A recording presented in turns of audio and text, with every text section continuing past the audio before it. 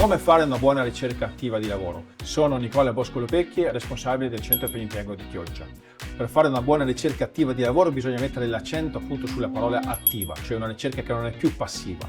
Bisogna attivarsi per cercare le migliori aziende e le migliori opportunità. In questo senso bisogna conoscere se stessi, conoscere le proprie competenze, le proprie conoscenze, le proprie abilità, il proprio talento che tutti in qualche maniera abbiamo.